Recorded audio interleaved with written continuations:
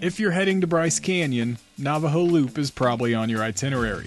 This is Bryce Canyon's most iconic trail. It has gorgeous scenery and beautiful hoodoos, but it's also a workout, and seasonal closures can leave you wanting more. Trust me. On top of that, Navajo Loop connects to the Queen's Garden and Peekaboo Loop. This means you need to know where you're going if you want to get the most out of your hike. So in this episode, I'll let you know how to prepare for Navajo Loop, I'll give you details about trail closures, and I'll let you know how to navigate the trail, along with Peekaboo Loop and the Queen's Garden.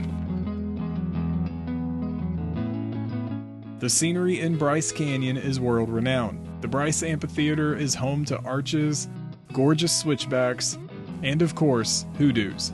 Hoodoos are rock spires that are formed by a combination of erosion and frost wedging. Most of these hoodoos began as arches, but over time, nature runs its course.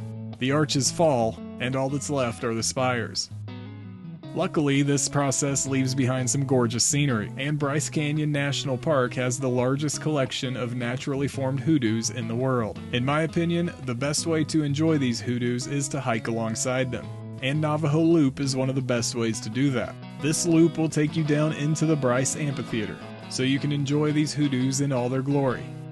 But you will need a few quick preparations before stepping on trail. First, as always, you'll want to make sure you have good footwear. I like hiking boots, but a lot of people just wear tennis shoes on this trail, and they seem to get away with it. Although if you're visiting in the winter, you will need micro spikes.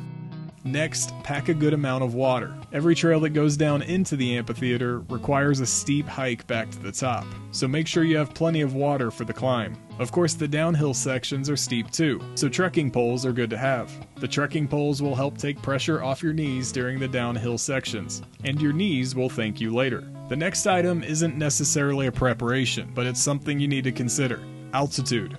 Navajo Loop begins at an elevation of 8,000 feet. Depending on where you're from, the air will be thinner and you will get worn out quicker. Take plenty of breaks and enjoy the views. Don't push yourself too hard or you might fall victim to altitude sickness. Of course, you should always check the weather before heading to the trail. Navajo Loop is steep, and rain can make for a rough day.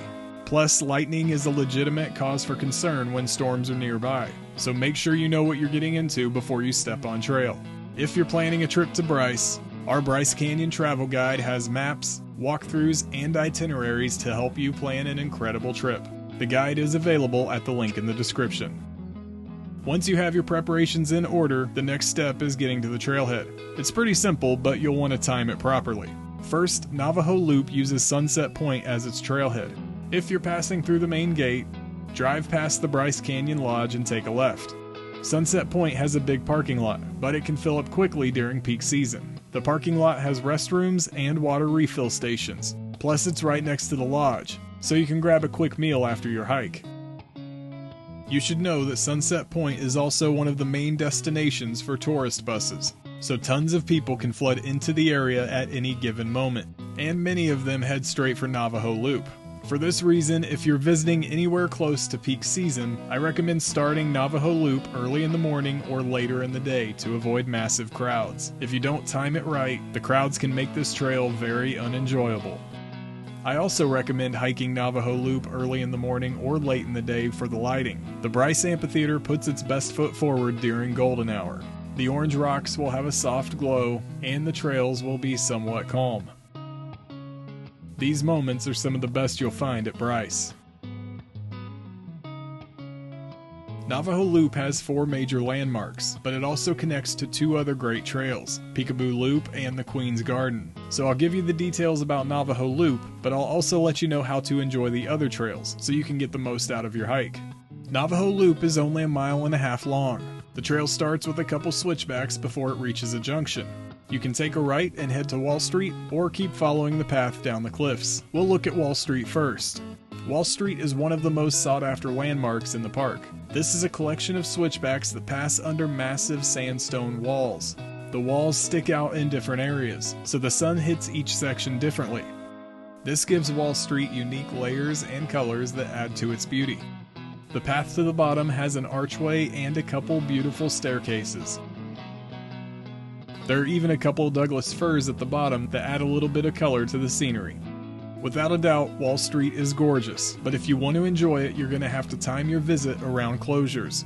Winter and spring bring snow and rain, which causes rock slides, so the park is forced to close the trail. Wall Street is normally closed from December to Memorial Day, but you can check the official current conditions page on the Bryce Canyon website for exact dates. The other side of Navajo Loop also has some nice landmarks. If you keep following the trail past the Wall Street turnoff, you'll pass Thor's Hammer. This formation sits to the east of the trail, and it's the most popular hoodoo in the park.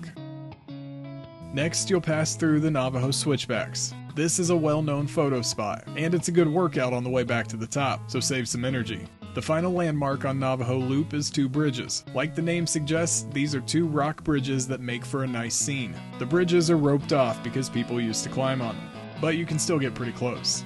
At the bottom of the loop, you'll reach a junction, and you'll have three choices. You can hike up the other side of Navajo Loop, you can use a connector trail to hike Peekaboo Loop, or you can head to the Queen's Garden. Navajo Loop to the Queen's Garden is the most popular trail in the park, but Peekaboo Loop is my favorite trail in the park. I love the scenery on Peekaboo. This trail passes castles and tons of hoodoos, including the Hindu temples. The trail also took us past a couple arches, known as the windows. All of it was gorgeous, and just as an FYI, we followed the trail clockwise, and it gave us great views of every landmark. The only downside is the Peekaboo Loop requires a bigger investment than Navajo Loop and the Queen's Garden. Navajo Loop and Peekaboo Loop combine for a 5-mile round trip, with about 1,500 feet of elevation gain. Keep in mind too that Peekaboo loops all the way back to Navajo Loop, so you can do both sides of Navajo Loop on the same hike. Unfortunately, that's not the case with the Queen's Garden. When tour buses and visitors arrive at Bryce Canyon National Park, their first stop is normally the visitor center. Naturally, they'll go to an information desk and ask a ranger which trail they should hike, and rangers almost always tell them to hike Navajo Loop to the Queen's Garden. That's why it's so popular. Of course, the Queen's Garden is also beautiful, and you should have it on your itinerary. Navajo Loop to the Queen's Garden is a 3.2-mile hike, with 700 feet of elevation gain, so it's much easier than Peekaboo. Still, you will get a workout. The trail winds through the Bryce Amphitheater, while it passes through archways and curls around hoodoos. The scenery is spectacular, and some of the hoodoos are so massive that you can't help but feel tiny. The trail will also lead you past a formation named Queen Victoria, which is a hoodoo that oddly resembles a statue of the 19th century English queen. A little random if you ask me. From there, the trail climbs back to the rim. Then it's a quick, easy walk back to Sunset Point.